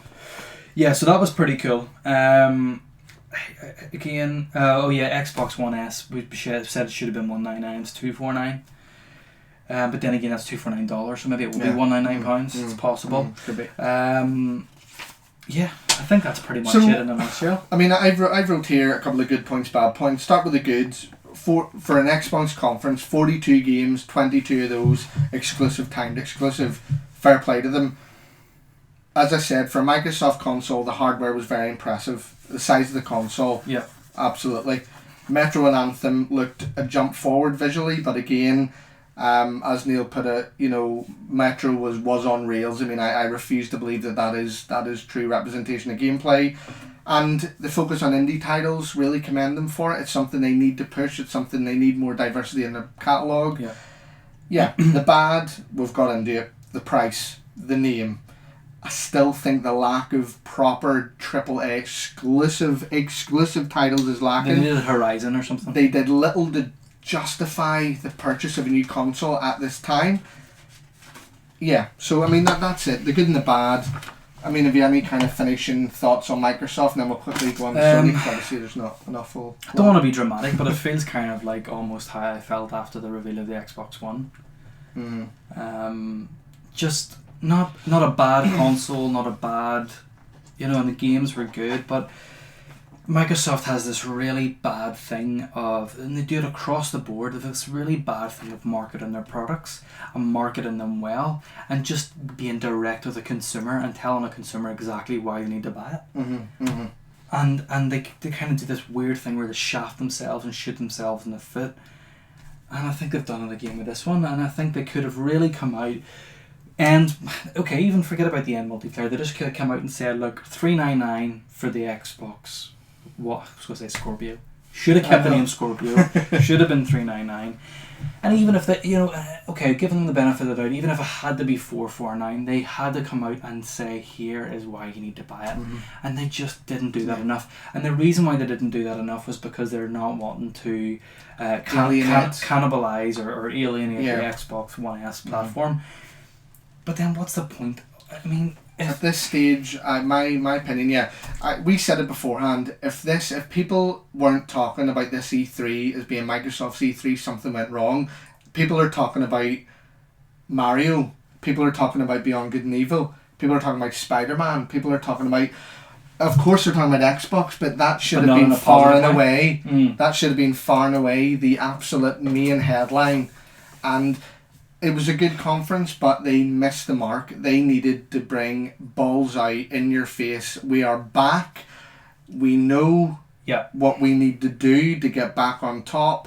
You're buying this. It's awesome, and here's why you're buying it. At the minute, it's like, yeah, okay. But then that's not good enough. It's kind of like it's not good enough. It's kind of like whenever Theresa May called the UK election. It's kind of like that was whenever Theresa May called the UK election, that was Microsoft releasing the specs of Scorpio. Yes. And then whenever it came down to came down to the polls, they kind of just thought that would be enough. Yeah, yeah. It was like they kind of just released the wee specs, and it was like, it's liquid cooled, 12 gig of RAM, 320 gigabyte bandwidth, and they just kind of thought that would be enough. Yes. Mm-hmm. Okay, there's a lot of geeks out there, there's a lot of nerds out there that just love tech specs and things like You're that. one of them. But yeah, no, I love exactly the specs, but there still has to be something tangible there to make you buy it. I could go on about it all day. I know. Yeah, I think we'll wrap on an Xbox there. So I put a 7 out of 10. For Microsoft, it was a good conference, but it needed to be great. Yeah. And time will tell how the new console will do. I think you will see... I think, a bit like the way the Xbox One launched maybe, I think you will see a big marketing push.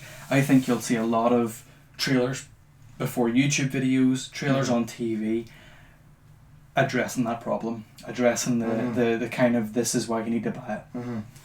I think you'll see initial spike, but I mean, 12 months in, does it have the legs to constantly be a really good selling console? But again, we'll get into that later. So Microsoft C3 showing good, but needed to be great, I think is the main one sentence. So finally, what we're going to do is go on to Sony. Now, obviously, I'm a Sony fan. Very briefly, past couple of years has pretty outstanding from Sony.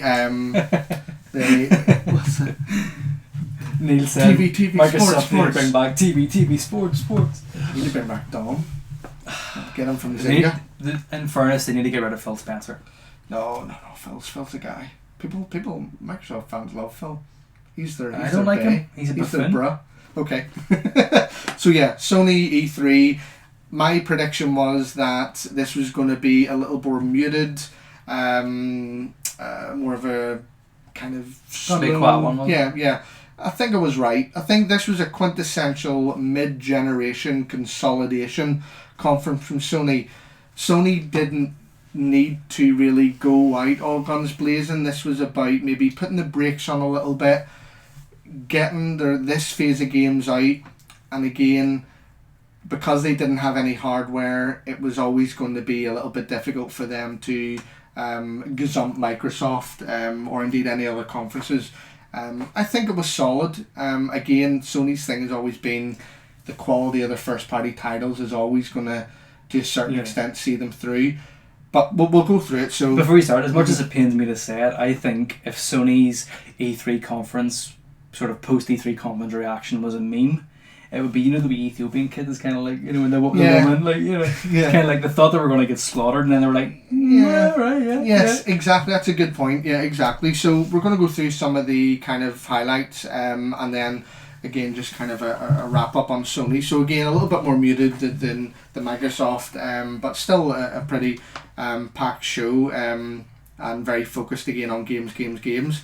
So they showed Uncharted: The Lost Legacy, a really impressive trailer. The Uncharted expansion, it looks good. Not really a lot more to say about it. It's Naughty Dog. It will be fantastic, and a good way to kind of end that franchise before everyone moves across to The Last of Us 2.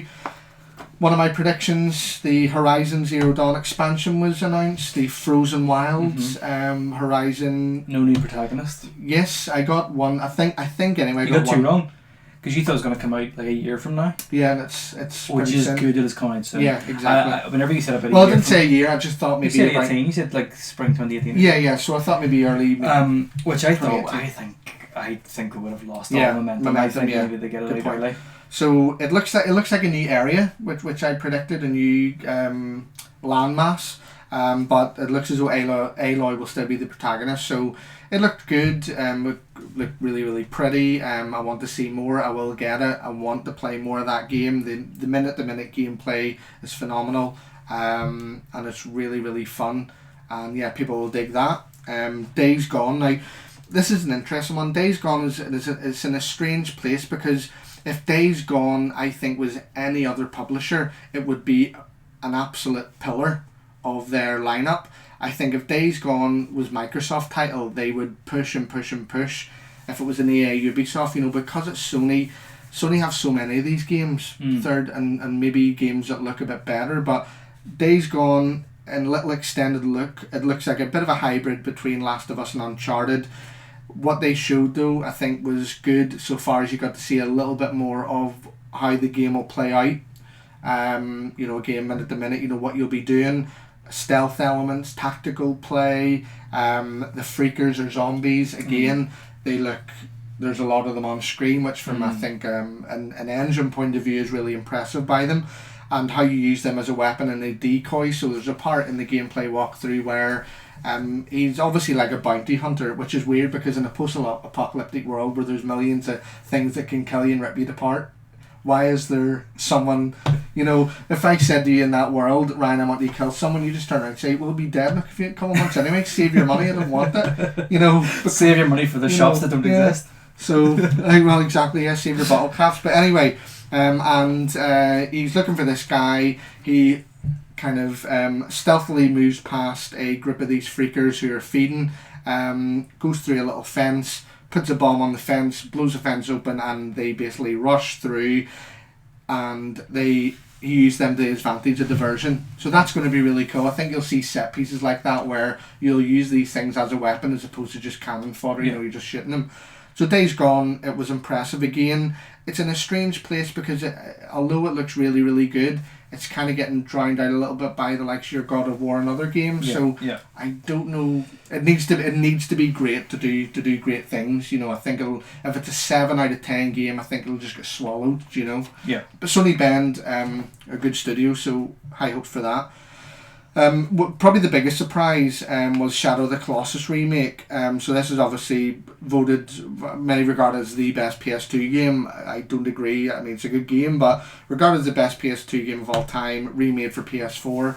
Sony are getting that stage now where they have a history, a back catalogue they can go back to. I think shoehorning one or two of these in every year, is always good nostalgia. Yeah. So that was probably the biggest surprise, which is kind of disappointing considering it was their big kind of left field announcement. Again, one of the predictions I made, which I didn't focus on as much as what I thought, was the third party. They showed Call of Duty World War II, which I actually thought looked really good. They showed multiplayer, and to be fair, it looked really, really impressive. The gunplay looked fantastic. The graphics, the what's the word I'm looking for? Looked very graphic, very intense, very violent. Kind of the tone was there. The smoke. The desperation of kind of warfare, the trenches. Yeah. It looked really good. Destiny 2 had a little segment as well. Again, I knew they were going to do it. Announced the exclusive, so you get exclusive strike gear, exotic weapon, and maps. And they showed a gameplay trailer, which actually showed the antagonist Gaul for the first time, which was really good. I actually thought they were going to show a bit more. I thought Destiny was going to get a little bit more screen showtime. And considering its exclusive, or considering its relationship. Considering, yeah, exactly. And we're so close to launch, you know. A bit of a kind of they lost momentum a little bit. They had a big sizzle reel for PSVR games. Now, what I will say is they were actual games and they looked good, but again, it went on too long. 2 or 3 of those would have been fine, but I mean, Skyrim, again, VR, I mean, goodness me, can they not just put that shit to bed? But anyway, and again, I'm just flying through this because Sony was, Microsoft was a big one, Sony was kind of just floating along. But it's all well, didn't need to do anything. I mean, yeah, well, that's the thing. As I say, Sony's conference speaks for itself. That's why there's no real debate about it, but this is kind of some of the highlights. So big sizzle reel for VR. PlayStation VR selling well. not well enough whereby it's kind of really picking up a head of steam and it's really making a big imprint in the market. But I think it's done enough whereby they're going to bring out a PSVR 2. It's just they're going to refine presence. it. Exactly. It's not a PlayStation move. And the good thing is, again, that the stuff they showed, it was actual full-blown games as opposed to just 20-40 minute experiences. Yeah. One of my highlights, and I think people actually maybe are underestimating this. Now, this is God of War. God of War is a big title for Sony.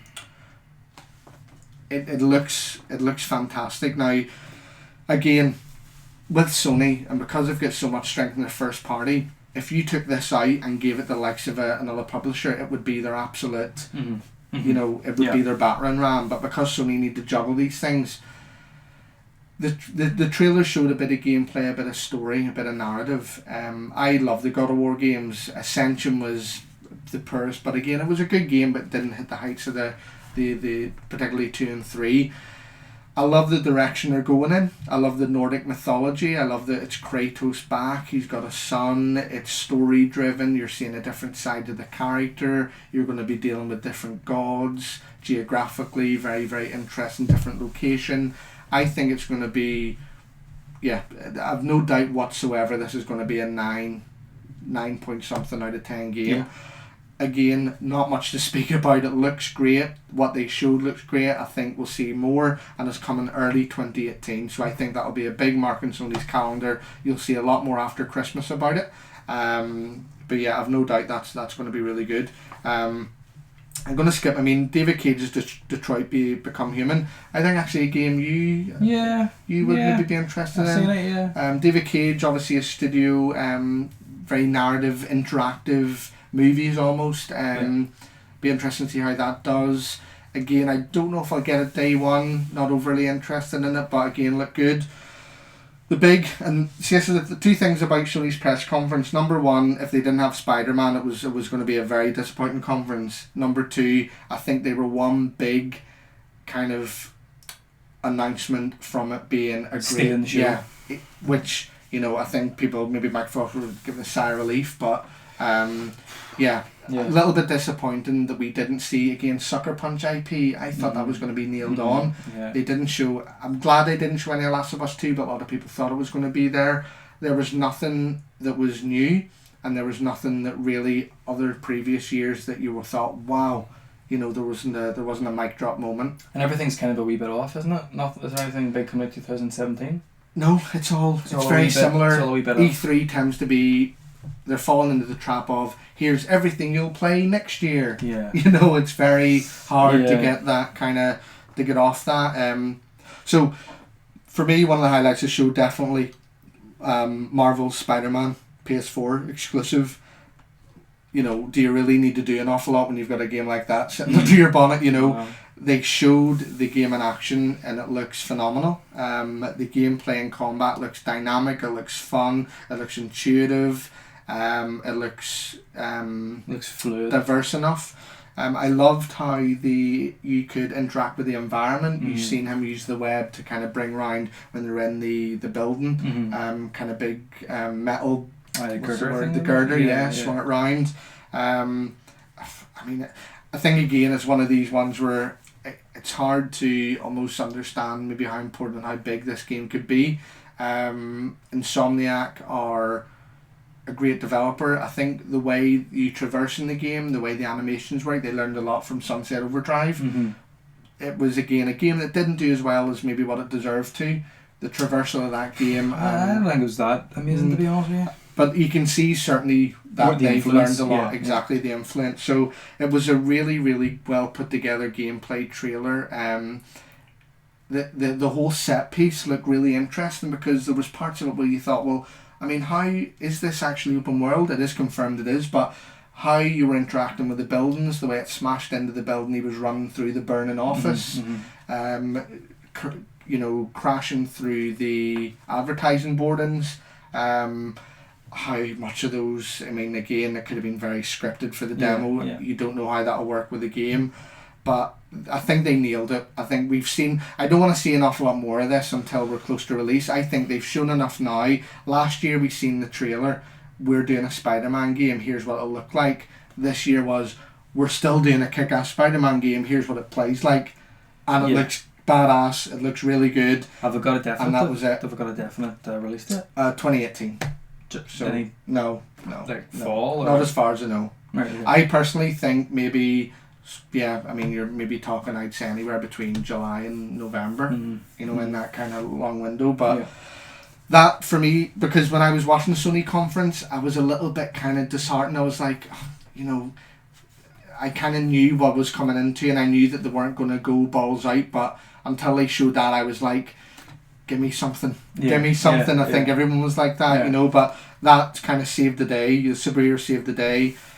So, I mean, that's pretty much it from Sony. Not an awful lot to talk about or even debate about, because I think it just kind of went along fine. Why? I mean, Sony, you always know what you're going to get, and this is the thing that maybe brings me back to being a PlayStation fan, is they just always seem to have the games I'm most interested in. The quality is there, the diversity is there. It's just always those type of games I like to play, and that's what its most important thing is at the end of the day. Does it have, obviously, again, I think they're keeping a lot of things close to their chest for PSX, but I think they could have done themselves a favour by having one other big announcement. That's pretty much it. I mean, again, like I did with Microsoft, got some good and bad. I think personally, again, fanboyism aside, I still think on reflection, they do have the best games and the strongest lineup for definitely first party out of everyone. Spider-Man, God of War, Days Gone. It was a tight show, games, but again, almost too kind of, cramped.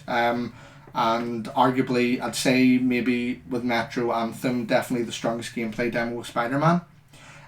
Some of the bad points, again, to be honest, it was probably a little lackluster. The lack of new IP and new games, kind of a little bit disappointing.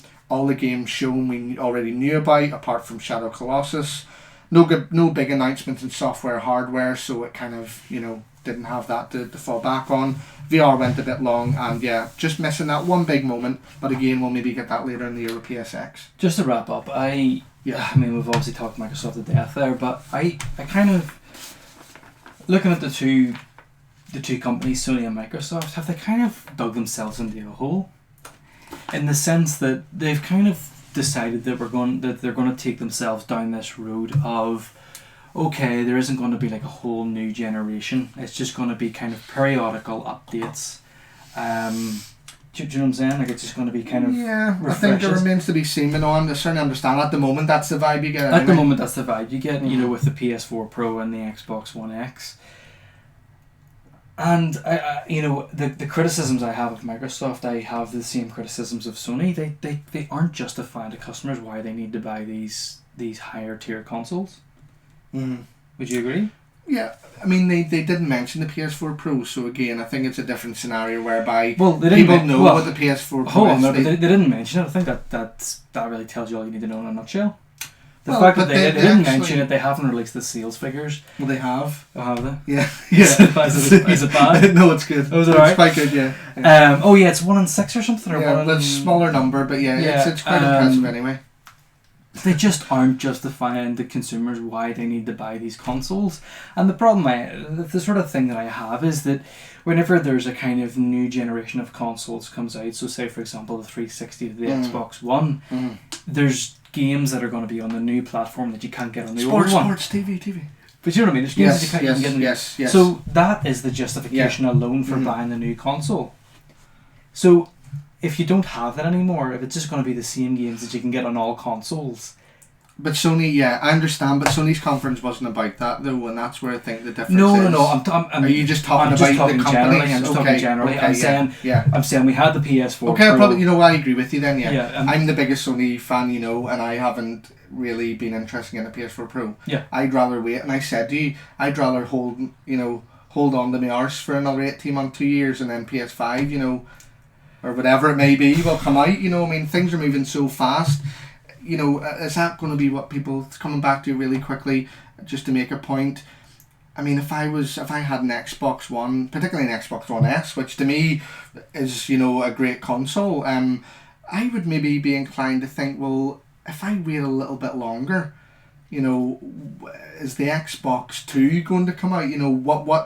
how long are we thinking here? Because we're already midway to kind of coming into the kind of third, fifth of this console generation. How far away is it for the other proper jump? Yeah. You know, so Yeah. that's, And so, that, like I say, I just think that the kind of both brands have kind of dug themselves into a bit of a hole, and that there just isn't the kind of I mean, you know, because you think about it, this is the first time we've seen this. Yeah. This PS4 Pro, Xbox One X phenomenon. This is the first time we've seen this. They've made slim consoles in the past. They've made refined consoles, but never like a graphics jump or never a performance jump. Yeah, excuse me. And they just aren't justifying it to consumers. And I don't know. It just, for me, it just leaves the whole market. People need to vote for the wall. At the moment, I think the PS4 Pro is doing. I mean, it's doing nothing more than okay. You know, I think it has earned its place in the family of consoles. But again, you know, what is the point at the end of the day? You know? To round up, basically, what I mean is, Scorpio's gonna Xbox One X is gonna come out.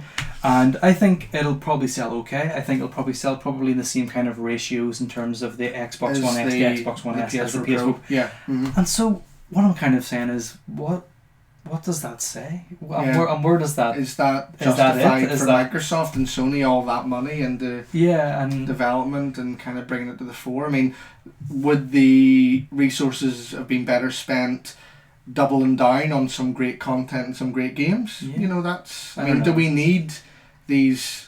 I think E3... Well, yeah, because this has been the E3 episode, and obviously with Microsoft hardware... Well, that's my lingering doubt from E3, is the future of the games industry. Yeah. It leaves more questions than answers. Yes. Certainly, but I think the overriding kind of... to wrap up here, because obviously we're nearly hitting 2 hours... My personal opinion, E3 was good, not great.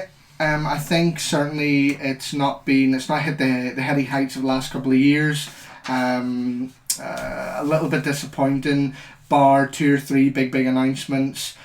I think in solid, if you scored as a whole, I'd say maybe a generous 7 out of 10 for E3 this year. What do you want to any closing thoughts on it then? No, I agree. It wasn't 7 out of 10.